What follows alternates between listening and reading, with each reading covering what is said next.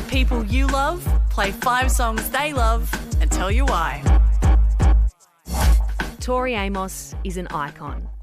From her arrival onto the scene in 1992 with her debut album Little Earthquakes, to redefining how we felt about classical piano and opening the door for so many others to do it their way. What if I'm a mermaid in these jeans of his with her name still on it? Hey, but I don't care, 'cause sometimes I said, sometimes I hear my voice and it's been here.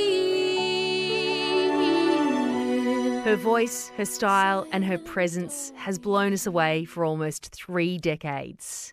Tori has released 15 studio albums, consistently toured all over the world and penned 2 books, the latest of which is titled Resistance. That was the catalyst for me asking Tori Amos to take 5. But to be honest, this is one of those bucket list conversations I've long wanted to have. Teenage Zan wouldn't believe this happened. When I first heard her, Tori's music and poetry cut straight to my core at my most vulnerable moments. It gave me strength. It showed me that individuality is powerful. It took me to another world. I know I'm not alone. When you gonna love you as much as I do? When you gonna make up your mind? 'Cause things are gonna change so fast. All the white horses are still in bed. The theme I gave her was Sonic Hunters, a phrase she uses in her book for songwriters. I wanted to find out which artists filled her life with magic, gave her the power and the possibility that I had felt as a teenager. Before we got into her extraordinary choices, we spoke about the book. There are some beautiful connections and observations in Resistance, and one of the things that resonated with me was Tori speaking to the importance of listening as a musician, for what is being said, but also what's not being said. I wanted to know how long it took her to learn that. I'm still learning that skill, to be honest, because if you are watching a conversation that you're having, this particularly can happen in a professional setting when you realize that somebody isn't really listening to what you're saying. They're preparing what they're going to say back to you, which means they've already decided on their opinion. So you can't change their mind because they're formulating what they're going to say. So if you're really listening, you don't know yet what you're going to say. And I have to catch myself all the time thinking, don't come up with a good, retort, Tor. You need to be listening so you can be present. And listening is quite a skill that I think we have to keep learning all the time. It sounds like the way that you're talking is about a conversation as well. Like, is songwriting a conversation for you as much as it is about creating a work of art? Yeah, and it's a collaboration with the muses. I call them the muses. They're an energy force. They visit me sometimes, and then I have to do the graft, the hard work of figuring out which 8 bars goes with this 2-bar phrase here and there over a 2-year time frame. And that's really the collaboration. How much of that is waiting around for those muses? Well, I don't just wait around. I do research. You have to do your part, or they don't show up. So it's not as if I can't write songs on my own. I can do that, but when they come, and I feel them, they have a certain sort of, I guess the word is energy force. And when they come, it's clear. I know that it's not me coming up with it. And so it's sort of like a lightning bolt. Not that I've been struck by lightning, so I Thankfully. don't know, Zan. but I'm guessing it just feels like, wow, what is this? Otherworldly. This is not really, this is not really happening. You bet your life it is. You bet your life it is. Honey, you bet your life it's a real out the watch. Would you One of the other things that stuck out to me in reading Resistance was that you kind of wish that you'd heard about artistic struggles. You know, you sort of reference radio interviews where songwriters talk about this song just magically happening, and that the art of songwriting and just how hard it is often downplayed to laymen's like me who have never actually, you know, had a go at it. I think some people, you know, there are wunderkinds. There are these people that at 18, whether it's a band or whatever, who seem to have found their artistic self and their expression and what they want to write about and their style. I think the word style is really key here. Their artistic style, musical style. If you can only play English folk music, right, then you don't have a lot to choose from, meaning it's a wealth in itself, but that's all you can do. You can't play jazz, you can't play classical, you can't, those ingredients are off your table. So then maybe your style is sort of formed for you because of what you can't do, if that makes any sense.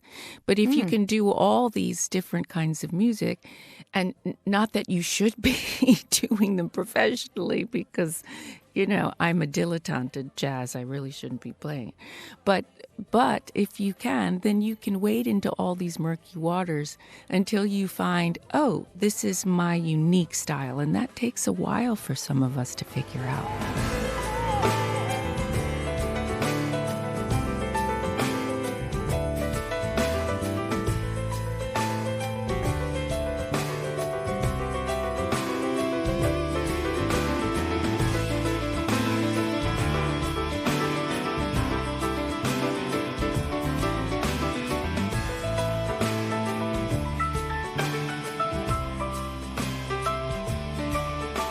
When did you find your voice? After failure. I think I had my voice at 5, and then, not to be precocious here, but I was at the conservatory then, and I was, it was in the late 60s, and that was such an explosive time for music. It was really rich, and wow.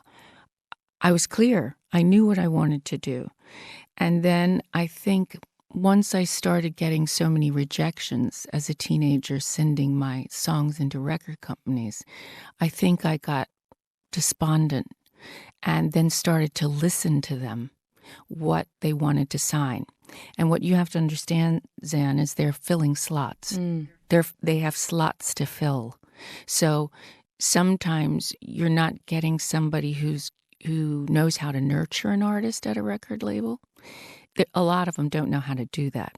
They really don't. And so therefore they're filling a slot.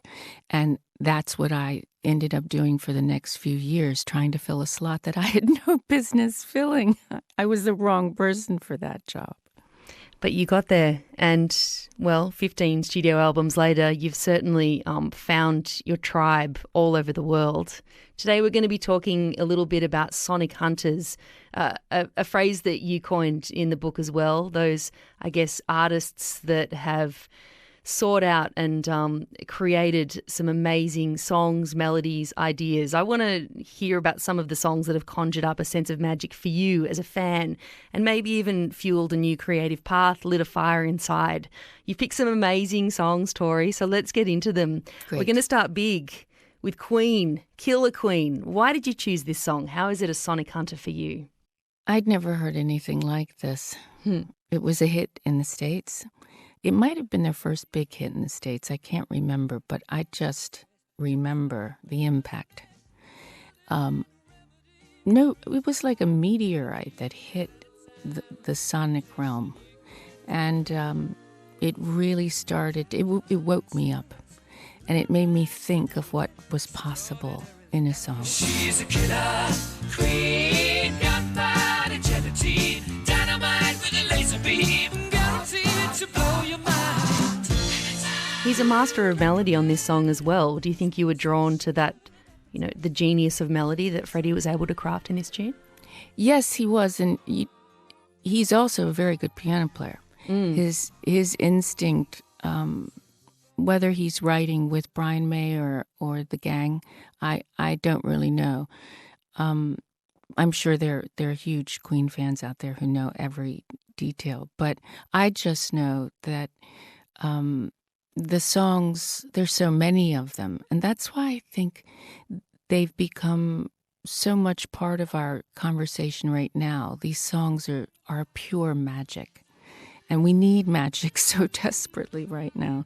And Killer Queen was just something that shook my world and woke me up.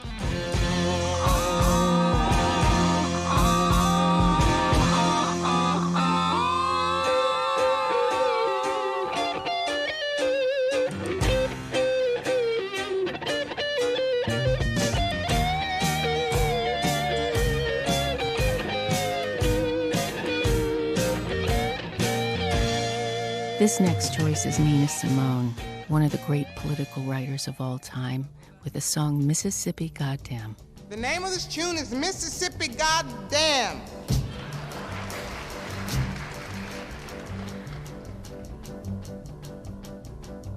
And I mean every word of it. I think anybody who is called to write about issues, whether it's about equality or any other sort of issues, Nina Simone is a real guide. How she does it, she's so masterful. Her energy also, when she performs the songs she writes, that's the combination that changes the world. This was a civil rights song. The lyric, Alabama's got me so upset. Tennessee's made me lose my rest. Everybody knows about Mississippi, goddamn. She's shaking us, bringing us to task. And it's unbelievable, just unbelievable. Alabama's got me so upset. Tennessee made me lose my rest. And everybody knows about Mississippi, goddamn. She was an uncompromising artist. Some people undermined her for that. They called her crazy. Did you sort of follow any of the conjecture around how people viewed Nina Simone? Because she sometimes had it pretty tough in the public eye, didn't she? She really did, and I think that's because she was such a threat. And that's how the boys' club and the women who are complicit in that club play this game. Let's not walk on eggshells, Zan, about it. It's if you have a mercurial power to arouse the public and address something as an equality for not just people of color, but also women of color as well, then the boys' club finds ways to undermine that. It's not a new tool. It's a little bit tiresome, really, and boring, but it can be effective. It's how propaganda works. She couldn't be controlled. That's the point, Zan, really. Nina Simone couldn't be controlled. Yes, you lied to me all these years. You told me to wash and clean my ears and talk real fine, just like a lady. And you'd stop calling me Sister Sadie. You strike me as someone who's always been a woman who's known exactly where you wanted to go and stayed that path to, the ignorance of those voices telling you to do otherwise. Was it true that in the early days a major label asked you to step away from the piano and pick up a guitar? Oh, yeah. Little Earthquakes was rejected when it was first turned in because it didn't fill a slot, you see. We're back to slots. And at that time, acoustic piano wasn't seen as cool or profitable unless it was Billy or Elton, really, because that had died with the 80s and the synthesizer. I mean, it was used as a smattering thing here and there, but not as the core of an album. So a producer at the label had suggested this, and I had to offer up other songs. And the book goes into detail about this reckoning and how the muses kind of guided me through it. So I offered up other songs. And that was how all the ones that had been rejected, which included most of what made up Little Earthquakes, were then accepted without change. So it's about how to work with those in power how to negotiate with them. That was a real learning curve. And we go into detail in the book about that time.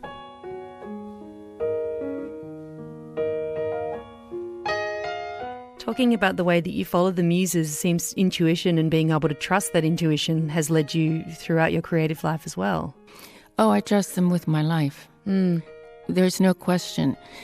Maybe the thing is, there's not a lot that I can answer because I just don't know. I don't have that kind of mind. But I do know that the muses are real, and they've been real since I was 2.5. That's just what I've always known. As no different than I knew my mother was kind. She was kind. And she was brilliant as well, but she wasn't allowed to really explore that path until later on in life. She did run the publishing company, Sword and Stone, that was the company I formed with my parents. So she was able to then shine, I guess is the word, in her brilliance. Her mind was quite something, but beyond all that, she was loving and kind. And I know that, and I believe in the muses, and I know they're real. When you gonna make up your mind? When you gonna love you as much as I do? When you gonna make up your mind? 'Cause things are gonna change so fast. All the white horses are still in bed. I tell you that I'll always want you near. You say that things change, my dear.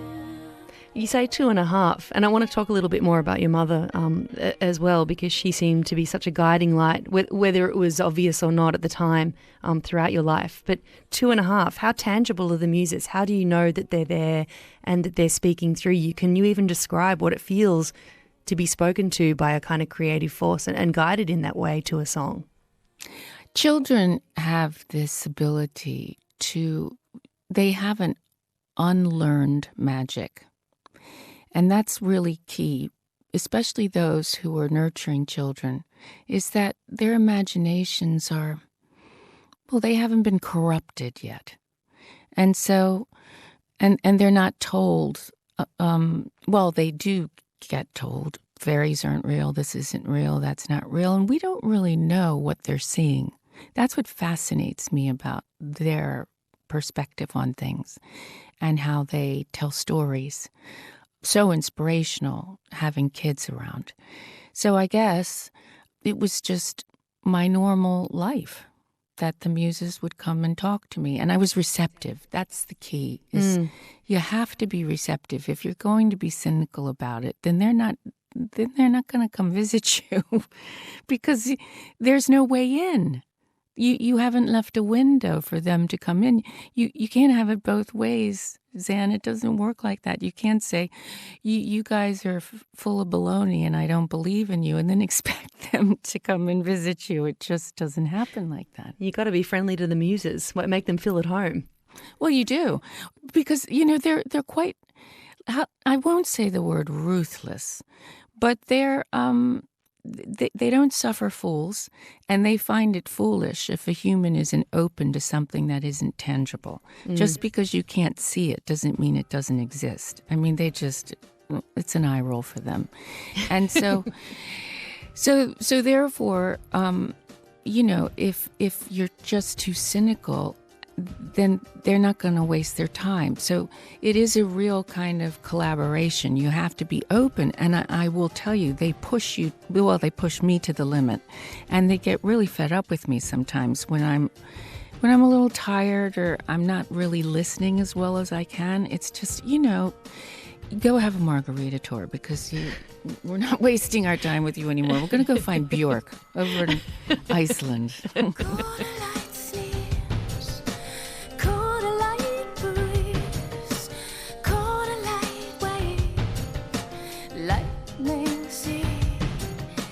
I mean, one of the other great lines that runs throughout this book is that you realise that as an artist, you're on the road and you find yourself very much in the backyards of people and at their greatest moments, at their greatest triumphs and their biggest fears throughout your whole career. One of the most memorable stories in this book is you talking about being in New York City on September the 11th and you're ready to play David Letterman, but of course that doesn't go to plan. The performance doesn't happen, but you do return after a week. And there's, of course, a lot of emotional and military and ideological reaction across America and the world following the Twin Towers attacks. You play a cover of Tom Waits' Time. And it's time, time, time. And it's time, time, time. And it's time, time, yes, time that you love. And it's time.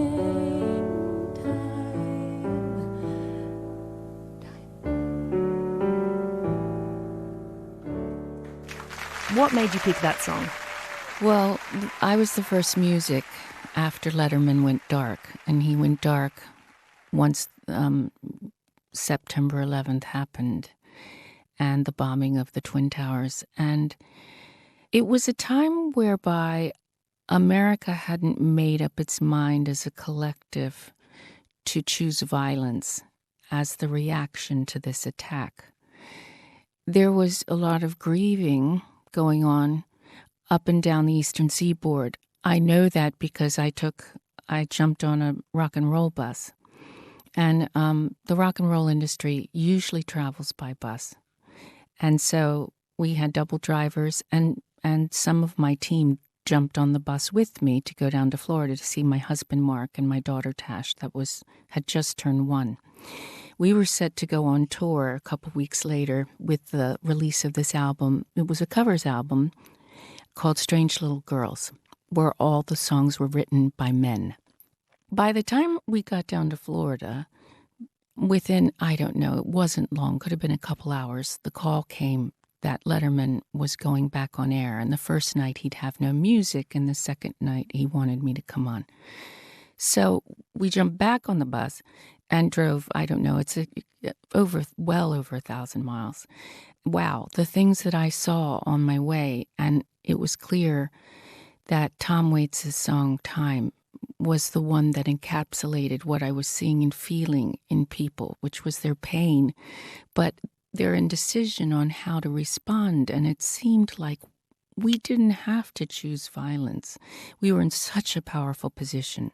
And when you're in such a powerful position, having love being gifted to you from all the countries, many countries around the world, we had a real opportunity to change the course of history.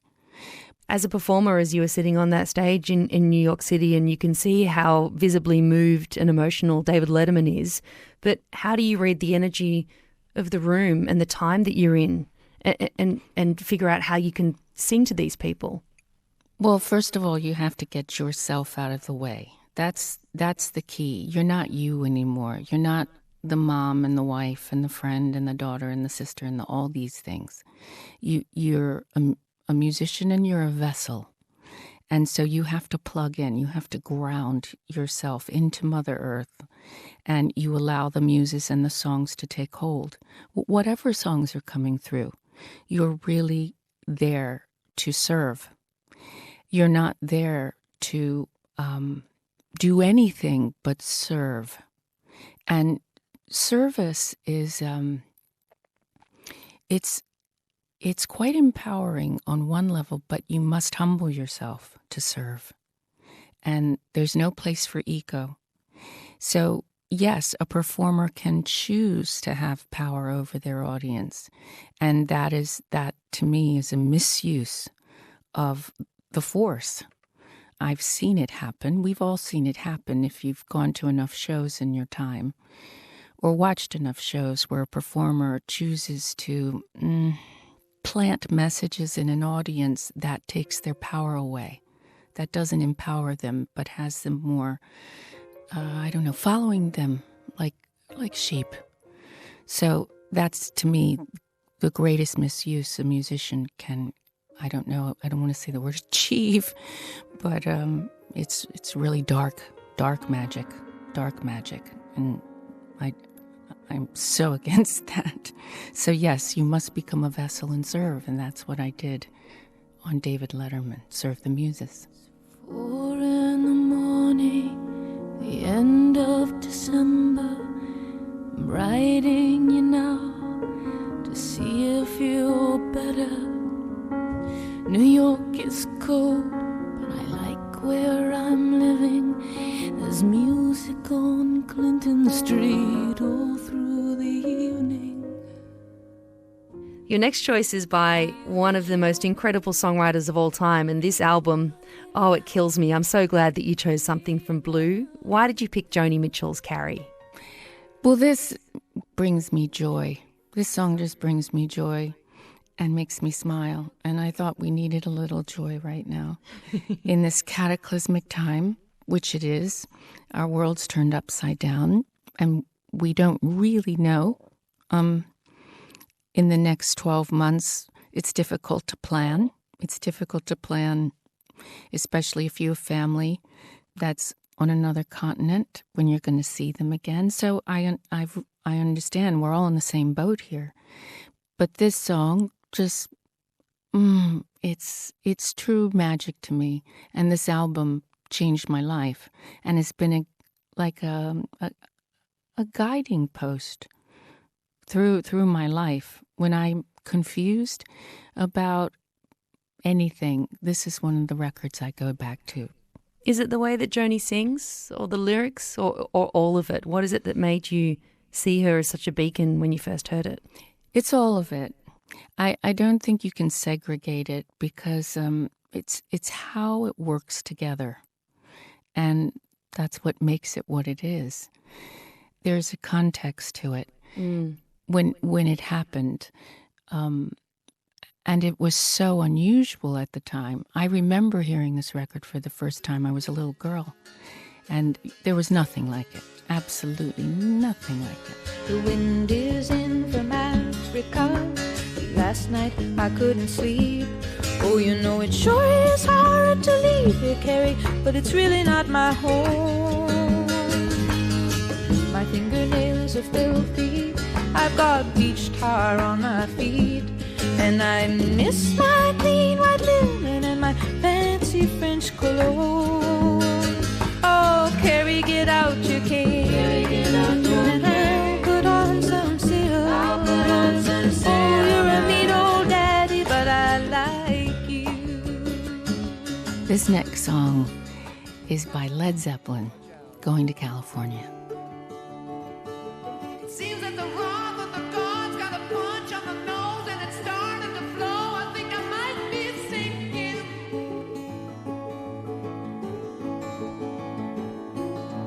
Throw me a line if I reach you in time. Meet you up there and the path runs straight.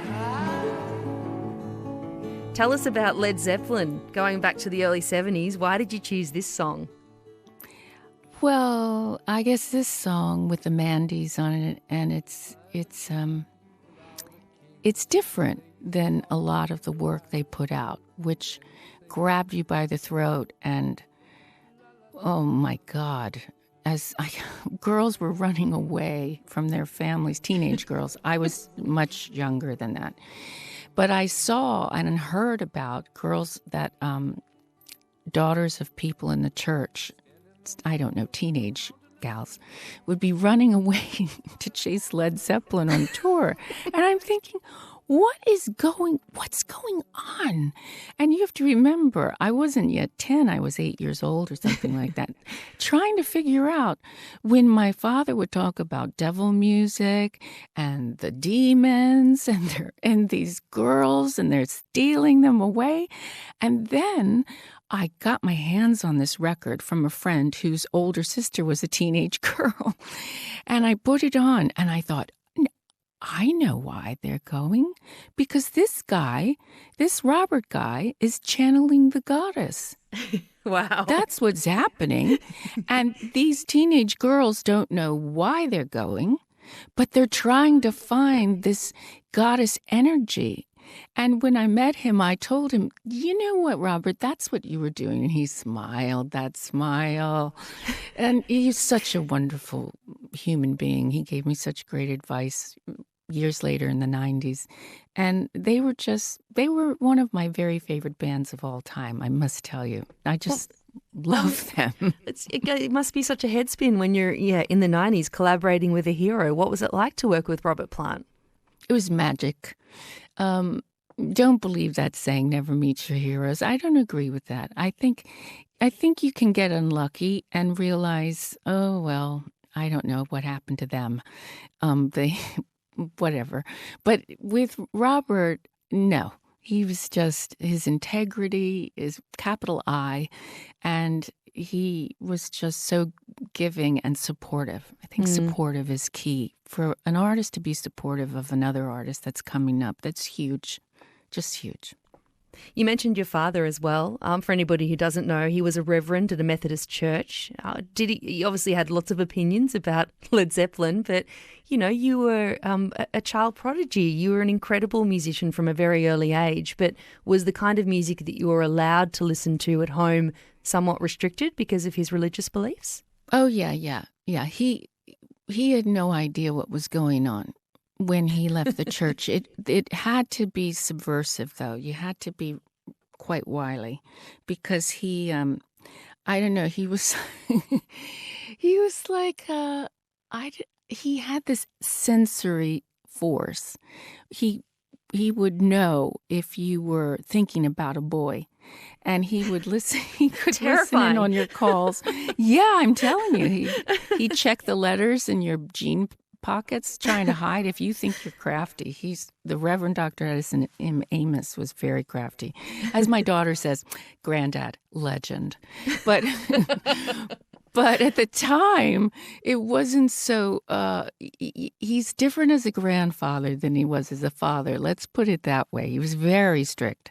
So I had to learn some of this music and then play it in a variation on the theme. So he thought I was practicing my repertoire from the Peabody.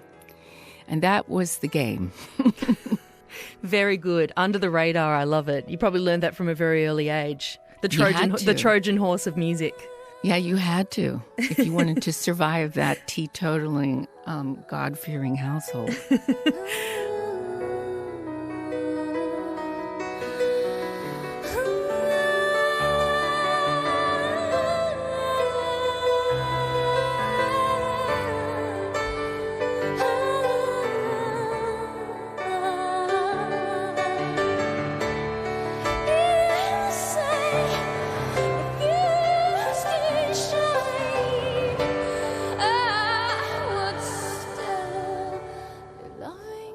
There's so many great moments in this book. One of the other things that I really love is that you ponder in the book about how we all have in some way been compromised, or we will be compromised at some stage. And it's not necessarily through money or politics, but also love. We all have this Achilles heel that's just waiting to be exploited. And then you mentioned that this may be a theme of a new record.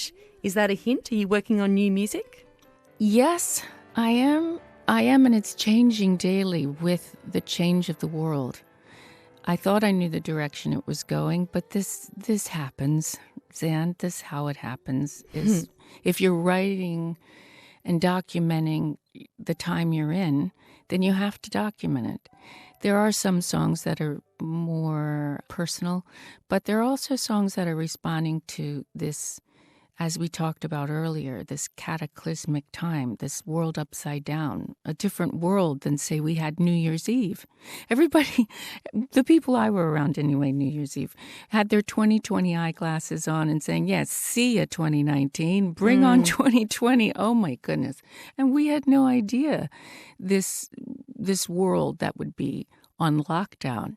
I've never seen anything like it or experienced anything quite like this in my life. 9/11 was its own sort of change, moniker of change. As we know, security was never the same, and we entered wars, and we know that story. And this is, I think we're trying to figure out how our life will change once the lockdowns begin to lift, and if we'll be sent back into lockdown, depending on what happens before there's a vaccine. For you, having written this book as well, it tracks a period of turmoil and pain and breakthrough. It's very public, but also incredibly personal.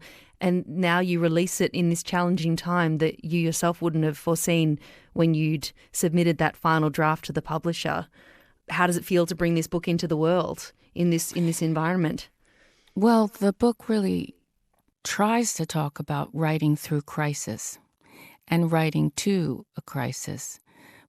Not just personal, but collective trauma that you're experiencing. And wow, we certainly are all in this together. And that's really what the book was addressing.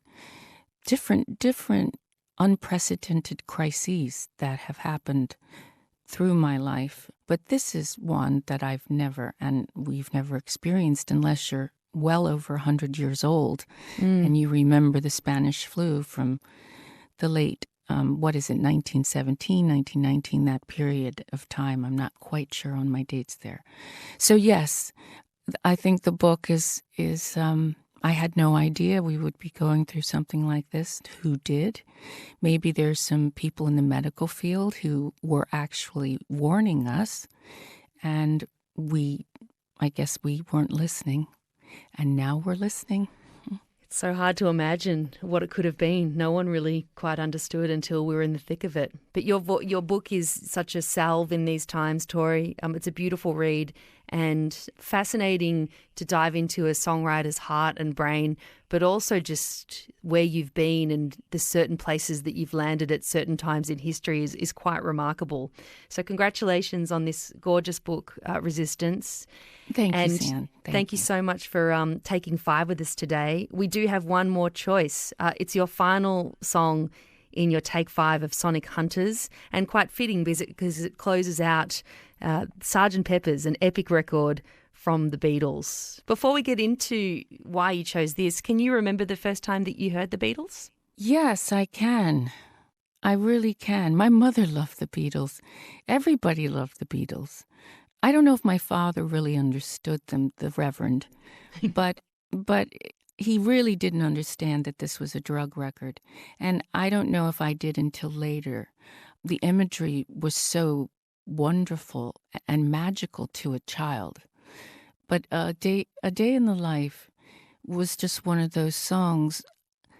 It was like nothing I'd ever heard before. I've said that more than once about the songs I've chosen for your program, because these are all magical songs.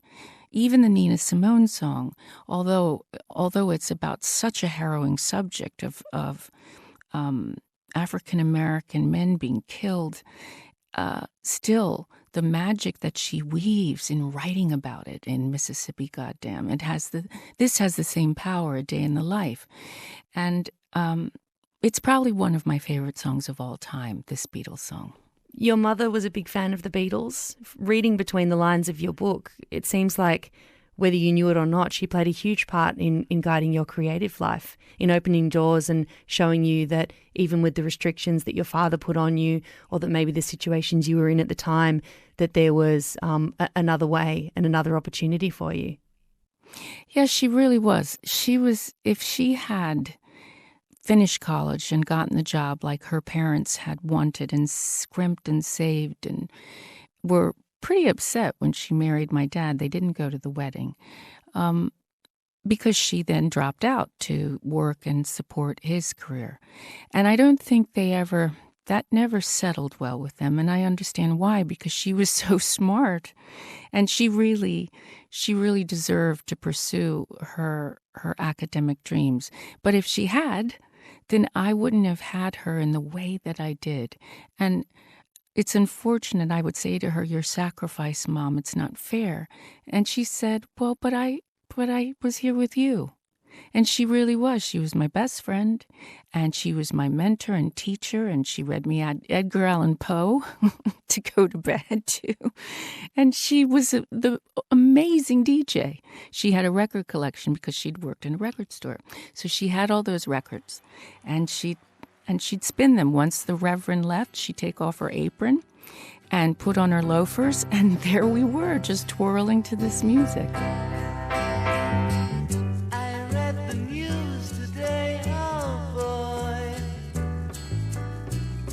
About a lucky man who made the grade.